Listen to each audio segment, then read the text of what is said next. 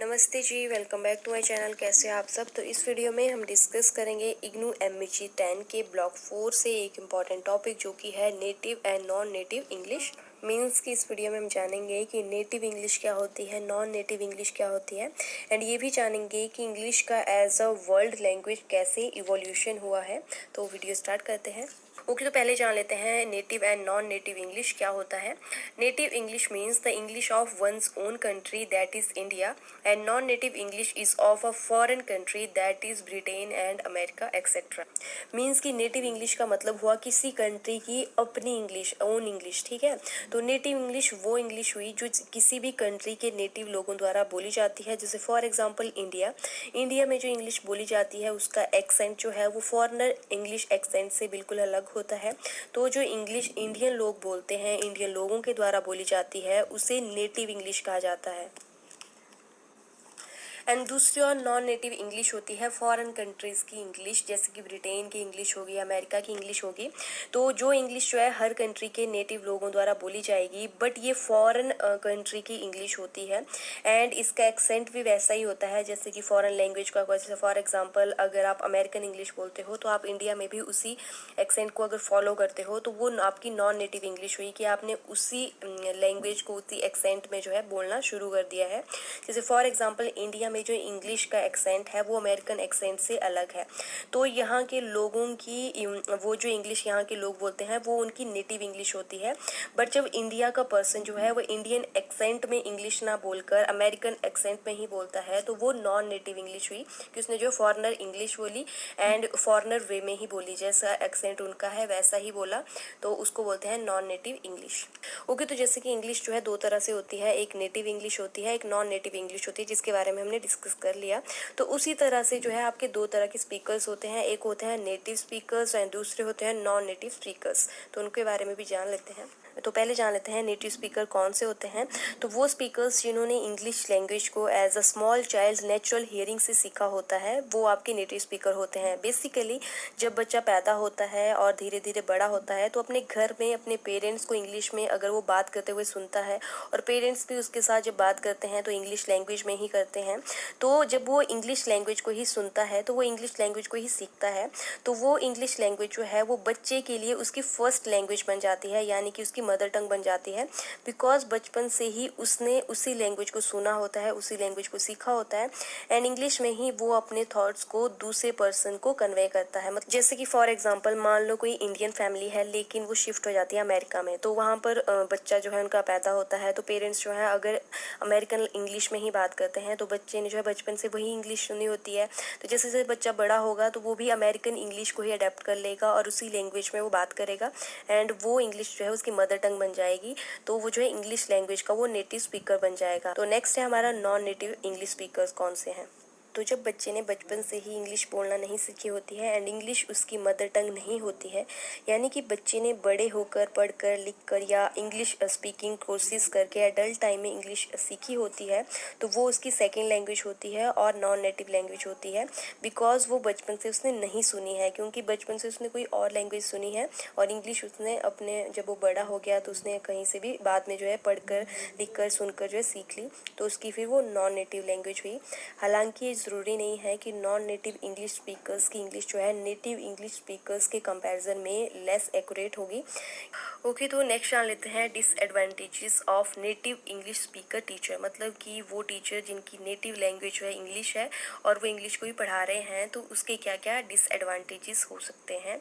They often have a worse understanding of English grammar and second है they are not always good at recognizing or teaching other versions of English.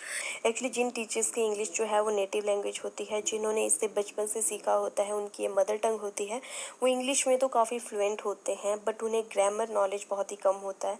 Because घर वालों को ही observe करके सुन के उन्होंने ये language सीखी होती है एंड पेरेंट्स एंड सराउंडिंग्स में करेक्ट ग्रामर के साथ जो है इंग्लिश बहुत ही कम यूज़ की जाती है।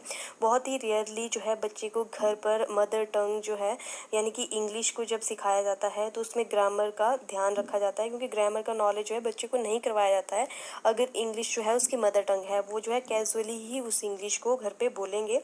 एंड दूसरी ओर जो नॉन नेटिव इंग्लिश स्पीकर्स हैं, मतलब कि वो इंग्लिश स्पीकर्स जिनकी इंग्लिश जो है वो सेकंड लैंग्वेज है, नेटिव लैंग्वेज नहीं है, जिन्होंने इसे बचपन से नहीं सीखा है, उन्होंने बड़े होकर प्रॉपर ग्रामर जो है वो पढ़ा होता है, तो उन्होंने प्रॉपर ग्रामर ग्रेस्प किया होता है, तो उनकी इंग्लिश ग्रामर की जो नॉलेज है वो प्रॉबेबली ज़्यादा अच्छी होती है एज़ कम्पेयर टू जो नेटिव इंग्लिश स्पीकर्स होते हैं उनके। एंड हमारे सेकंड पॉइंट पे बोला गया है कि काफ़ी बार ये नोटिस किया जा चुका है कि जो नेटिव इंग्लिश स्पीकर टीचर्स होते हैं वो बहुत ही रेयरली दूसरी इंग्लिश लैंग्वेज के एक्सेंट को एक्नॉलेज करते हैं।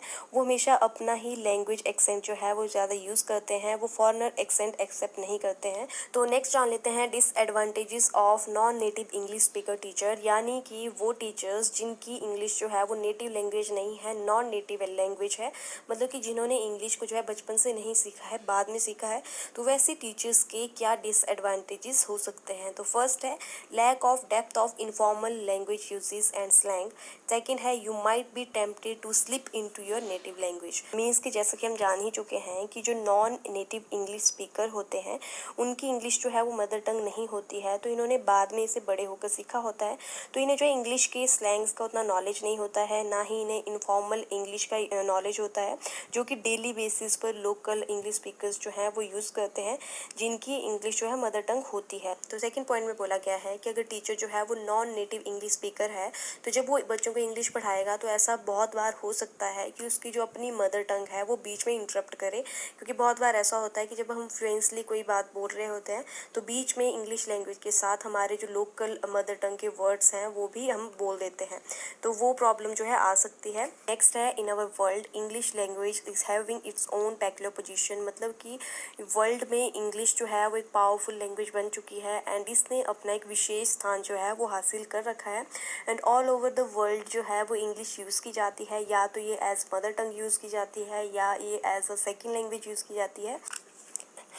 तो इंग्लिश जो है वो इंडिया को imperialism as well as colonialism की बदौलत मिली है। कॉलोनियलिज्म का मतलब है ब्रिटिश एम्पायर जिन्होंने इंडिया पर अपनी कॉलोनी बनाई थी। एंड धीरे धीरे इंग्लिश जो है वो इंडिया के ऐसे एनवायरनमेंट में ग्रो करती रही जहाँ socially as well as culturally English को यूज़ नहीं किया जाता था।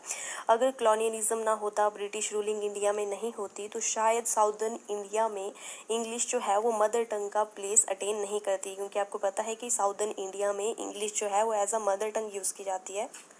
And according to Randolph Kirk, English seems to be a language on which the sun doesn't set and whose speakers do not sleep। तो यहाँ पर इन्होंने एक तरह से इंग्लिश की जो है तारीफ की है, प्रेस की है।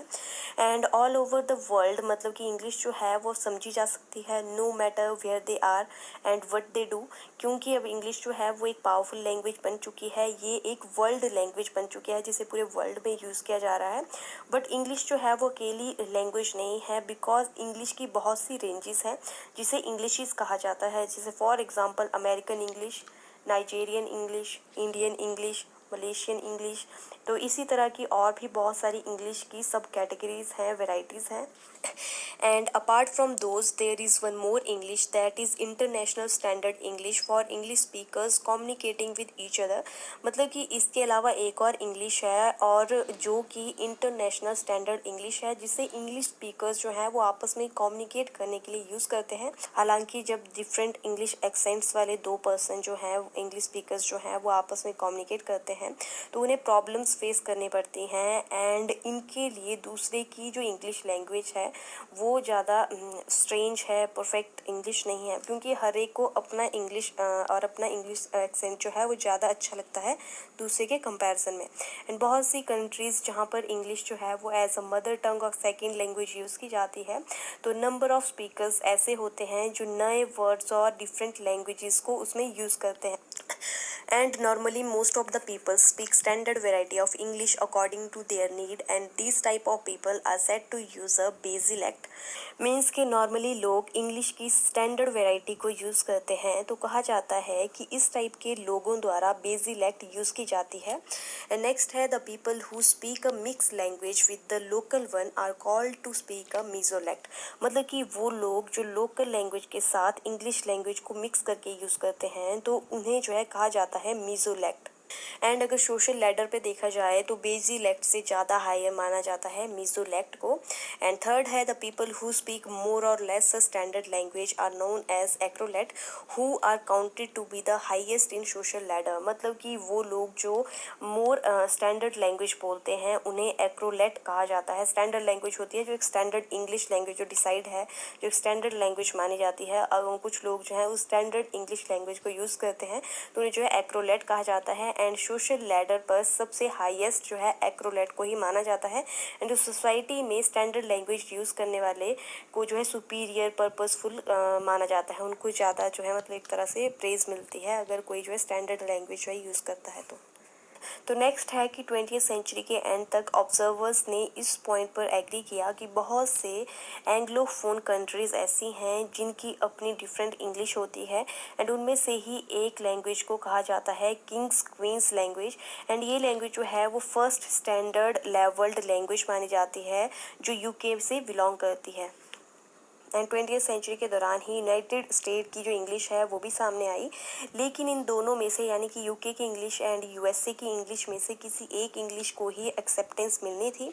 हालांकि अब तो बहुत सी कंट्रीज़ जैसे कि ऑस्ट्रेलिया, कनाडा, न्यूजीलैंड एक्सेट्रा सब अपनी लैंग्वेज नॉर्म्स जो है वो प्रोड्यूस कर रहे हैं। एंड इसके अलावा इंग्लिश को स्टैंडर्डाइज करने का जो प्रोसीजर है वो इंडिया, सिंगापुर, मलेशिया, नाइजीरिया जैसी कंट्रीज़ में शुरू हो गया है ताकि साथ में ये सारी कंट्रीज जो हैं वो variety standard international English, international world English, world standard English और स्टैंडर्ड वर्ल्ड लैंग्वेज को कॉन्स्टिट्यूट कर सके। तो इसी एक ही लैंग्वेज की स्टैंडर्डाइजेशन को डिफरेंट नाम से बोला गया है। तो नेक्स्ट जान लेते हैं evolution of English as a world language. मतलब कि किस तरह से हमारी जो इंग्लिश है वो as a world language evolve हुई। तो ये तो हम सभी जानते हैं कि इंग्लिश जो है वो डिफरेंट कंट्रीज़ को कॉलोनियल मास्टर्स यानी कि अंग्रेज़ों की ही देन है। इंडिया में इंग्लिश जो है वो इम्पीरियलिज्म एंड कॉलोनियलिज्म के कारण ही है। एंड इस कारण एक से दूसरे को ये जो है ट्रांसफ़र हुई है और ऑल ओवर द वर्ल्ड जो है ये स्प्रेड हुई है। And according to Braj Kachru the spread of English across the world is in 3 concentric circles comprising first है in a circle with the traditional basis where English is the primary language, that is UK, USA, Australia, Canada, New Zealand and Ireland. And second है outer extended circle, second language India, Singapore etc. and third है expanded circle, that is China, Japan etc. मतलब कि ये जो inner circle जो है वो traditional basis वाला है जहाँ पर ट्रेडिशनली इंग्लिश कही जाती है। जैसे फॉर एग्जांपल जहाँ पर इंग्लिश जो है वो प्राइमरी लैंग्वेज है। आप देख सकते हो कि यूके की प्राइमरी लैंग्वेज है, यूएसए की है, कनाडा की है, आयरलैंड की है, ऑस्ट्रेलिया की है, जहाँ पर इंग्लिश ही बोली जाती है।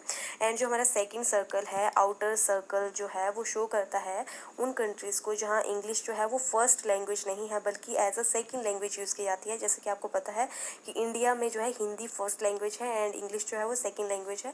एंड सिंगापुर में भी इंग्लिश जो है as a second language use की जाती है। तो हमारा जो सेकंड आउटर एक्सटेंडेड सर्कल है वो इस चीज़ को डिनोट करता है। एंड जो थर्ड है जो कि है एक्सपेंडेड सर्कल, ये चाइना एंड जापान को डिनोट करता है जहाँ इंग्लिश जो है वो बहुत ही रेयर बोली जाती है। तो आपको यहाँ डायग्राम से भी ये क्लियर हो ही गया होगा।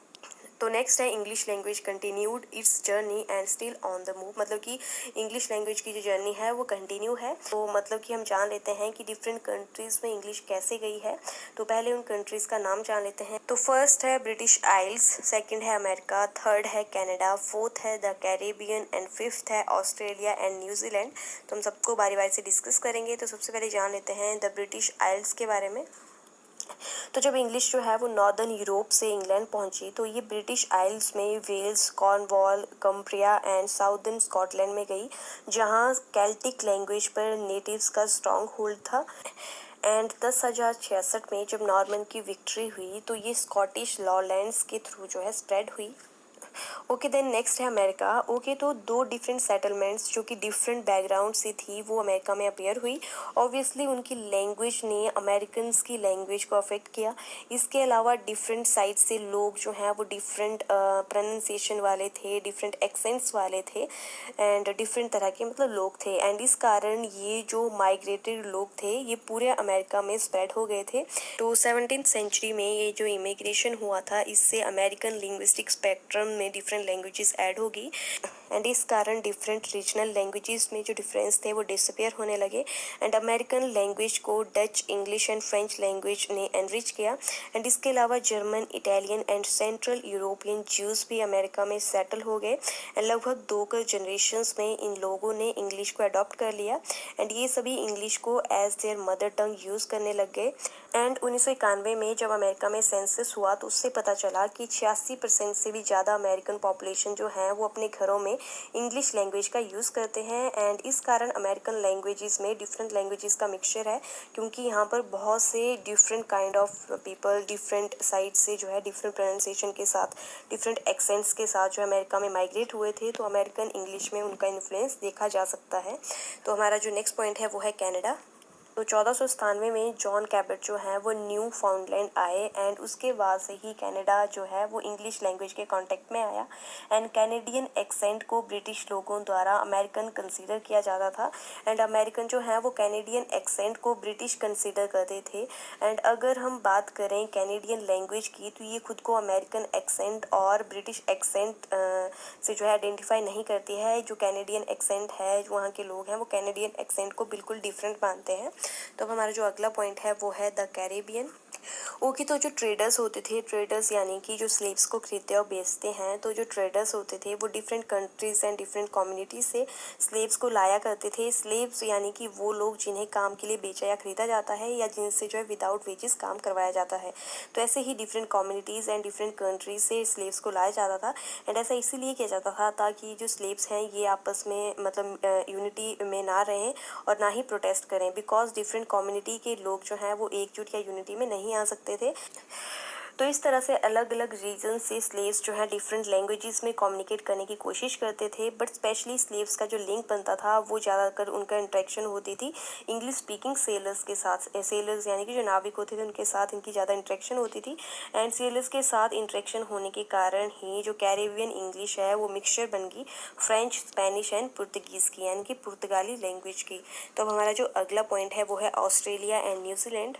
तो हुआ क्या कि 18th सेंचुरी में ब्रिटिश कॉलोनाइजर्स ने अपनी कॉलोनीज जो हैं वो थ्रू आउट साउदर्न हेमिस्फीयर बनाई एंड अपनी लैंग्वेज स्प्रेड की। इससे मेजॉरिटी ऑफ सेटलर्स ने ब्रिटिश आइल्स के थ्रू जो है इंग्लिश लर्न कर ली एंड ये जो ब्रिटिश आइल्स थे ये लंदन, आयरलैंड से थे जिन्होंने अपने साथ अपनी रीजन एंड कम्युनिटी की लैंग्वेज भी लाई थी जो धीरे धीरे ऑस्ट्रेलियन लैंग्वेज के साथ मर्ज होगी। इवन अमेरिकन लैंग्वेज ने भी कुछ हद तक ऑस्ट्रेलियन लैंग्वेज में कंट्रीब्यूट किया है। तो इस तरह से फिर जो इंग्लिश लैंग्वेज है वो साउदर्न अफ्रीका पहुंची, फिर साउदर्न एशिया, फिर South East Asia and then Pacific regions and फिर धीरे धीरे all over the world English language जो है वो स्प्रेड होगी एंड साउथ अफ्रीका में इंग्लिश लैंग्वेज को ऑफिशियल लैंग्वेज बना दिया गया एंड इंग्लिश जो है वो इंडिया में भी स्प्रेड हुई एंड 18th सेंचुरी के अंत तक बहुत सी कंट्रीज जैसे कि France, England, Germany, Italy, Belgium ने अफ्रीका में अपनी कॉलोनीज एस्टेब्लिश की, मीन्स कि अफ्रीका पर राज किया जिस कारण अफ्रीका में इंग्लिश जो है वो एज अ सेकेंड लैंग्वेज जो है पॉपुलर हुई, एज अ सेकेंड लैंग्वेज जो है इंग्लिश बोली जाने लगी एंड बहुत से चाइनीज़ एंड इंडियंस जो हैं वो Malaysia, Hong Kong, Singapore and Philippines migrate हुए एंड इन्होंने इंग्लिश की इंपॉर्टेंस को वहाँ पर प्रूव किया एंड इंग्लिश एक रिगार्ड का सिंबल बन गई, अपॉर्चुनिटी का सिंबल बन गई एंड इंग्लिश जो है धीरे धीरे पावरफुल इंटरनेशनल लैंग्वेज बन गई एंड 2 डिफरेंट लैंग्वेज वाली कंट्रीज जो हैं जब आपस में कम्युनिकेट करती हैं तो वो कम्युनिकेशन के लिए कोई और लैंग्वेज नहीं बल्कि इंग्लिश लैंग्वेज को ही यूज़ करती हैं। ओके, तो यहाँ पर मेरा टॉपिक ख़त्म होता है। तो यही था native and non native English के बारे में एंड हमने ये भी जान लिया कि किस तरह से इंग्लिश जो है वो वर्ल्ड लैंग्वेज बनी।